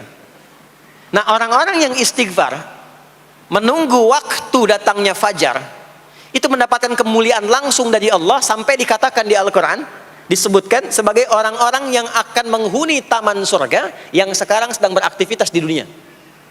Itu ada di Quran surah ke-51 ayat 15 sampai 18. Yang istighfarnya di ayat 18. Ya, jaminan surganya ayat 15, 16, 17-nya tentang tahajud. Innal muttaqina fi jannatin wa 'uyun akhidhina ma atahum rabbuhum innahum kanu qabla dhalika muhsinin. 17-nya kanu qalilan minal laili ma yahja'un, bahkan nunggu waktu sahar, nunggu subuh, tahajud dulu. Kemudian 18-nya wabil ashari hum yastaghfirun, istighfar. Sampailah tiba dia waktu fajar subuh. Ya. Itu selesai dia istighfar, dapat kesempatan subuh, sholat dulu 2 rakaat. Itu saking tingginya waktu itu, nilainya kata Nabi melebihi dunia dan seisinya. Masya Allah. Makanya muncul kemudian sabda Nabi, raka'atul fajri khairum minad dunya wa ma fiha. 2 rakaat subuh ini daripada dunia dan seisinya. Itu asalnya di sini. Jadi memang subuh itu masih diperjuangkan. Dan subuh itu generatornya, kalau subuh sudah bisa konsisten, yang lainnya ikut. Subuh itu kalau sudah konsisten, subuh ke masjid jamaah, subuh jamaah, bangun tahajud, istiqamah, istighfar. Itu kalau subuhnya sudah bagus, yang lainnya ikut. Ya. Makanya ada kaum yang sekarang sangat khawatir jumlah orang Islam kalau sholat subuh itu seperti sholat Jumat, sangat takut itu. Ya, ada ini viral kisahnya, saya nggak ceritakan pun Anda bisa dengar. Ya, jadi ada golongan orang Yahudi yang selalu mengamati jamaah sholat subuh umat Islam. Dan dia melihat, ya, ketika mulai ramai, dia mulai katakan, kenapa Anda selalu mengamati itu? Ya, sebab kami lihat kalau jumlah jamaah subuhnya sudah seperti sholat Jumat, itulah kemakmuran, kebangkitan dan kebaikan umat Islam akan tumbuh kembali. Jadi akan berpengaruh kepada yang lainnya. Itulah mudah-mudahan kegiatan perjuangan subuh, ya, ada pejuang subuh baik di Masjid Raya Pondok Indah, di masjid-masjid yang lainnya, memberikan keberkahan kepada kita, dan puncaknya adalah perubahan pada perilaku. Jadi kalau cuma berjuang datang subuh tapi tidak merubah perilaku, ada yang salah dengan itu semua. Ada yang tidak tepat, ada yang belum sempurna. Itu yang bisa kita sampaikan sebagai kajian pembuka kita di kesempatan kali ini. Mudah-mudahan ada manfaat yang bisa kita dapatkan. Kesimpulannya adalah salat adalah inti amalan kita yang bisa merubah alur kehidupan kita dunia dan akhirat. Salat kunci kebahagiaan, salat kunci kesuksesan, salat kunci datangnya rahmat Allah Subhanahu wa taala. 2, Allah meminta kita menunaikan salat 5 kali dalam sehari untuk memudahkan semua urusan kita di setiap waktu dalam sehari itu. Dan yang ketiga, di antara sekian 5 waktu itu ada waktu-waktu yang istimewa, yaitu asar, dan yang paling istimewa adalah subuh ataupun fajar. Mudah-mudahan kita bisa konsisten menunaikan dan menjaga waktu salat itu sampai kita pulang kepada Allah dalam keadaan husnul khatimah. Sementara itu yang disampaikan. Baik, mudah-mudahan ada keberkahan dari apa yang telah disampaikan. Pasti apa yang saya sampaikan pasti ada salah. Pasti ada yang kurang tepat. Pasti ada yang keliru disampaikan. Mohon diingatkan supaya saya koreksi, tinggalkan yang salahnya, ambil yang benar, yang baik, yang kira-kira bisa diamalkan. Jauhi hal-hal yang bisa menjauhkan kita dari Allah, dan semoga kita semua diwafatkan dalam keadaan husnul khatimah insyaallah. Allahumma taqabbal minna innaka antas sami'ul alim wa tub 'alaina innaka antat tawwabur rahim. Allahumma nahmaduka hamdan syakirin kama 'allamtana an nahmadak wa nashkuruka syukran kama 'allamtana an nashkurak antal muqaddim antal muakhir biyadikal khair innaka 'ala kulli syai'in qadir. Allahumma ij'al jam'ana hadza jam'an marhuma wa tafarruqana min ba'dihi tafarruqan ma'suma. Ya Allah, jadikan pengajian kami pagi di siang hari ini pengajian yang Kau berkahi, dan bila pun kami berpisah, jadikan perpisahan kami mengantarkan pada kemuliaan yang lebih baik di sisimu. Rabbana la tada' lana fi maqamina hadza dhanban illa ghafartah. Ya Allah, jika ada pendosa hadir di majlis ini, jangan biarkan ia pulang kecuali Engkau telah ampuni segala dosa-dosanya. Wala hamman illa farajtah. Jika ada yang tengah merasakan kegelisahan, jangan biarkan ia pulang kecuali Engkau telah tenangkan keadaan hatinya. Wala asiran illa yassartah. Jika ada yang tengah mengalami kesulitan dalam kehidupannya, di rumah tangganya atau pekerjaannya, maka mohon dengan keikhlasannya angkat dan hilangkan semua kesulitannya. Rabbana atina fid dunya hasanah wa fil akhirati hasanah wa qina adzabannar. Wa sallallahu ala sayyidina Muhammad wa ala alihi wa sahbihi ajma'in. Wa akhiru da'wana subhanakallahumma wa bihamdika nashhadu an la ilaha illa anta nastaghfiruka wa natubu ilaik. Walhamdulillahi rabbil alamin. Mohon izin, mohon sekali berikan saya akses untuk mudah keluar. Saya mencintai Anda semua, barangkali tanpa harus bersalaman pun saya mendoakan Anda semuanya, karena memang ada waktu yang harus saya kejar. Terima kasih, saya mencintai Anda semua. Assalamualaikum warahmatullahi wabarakatuh.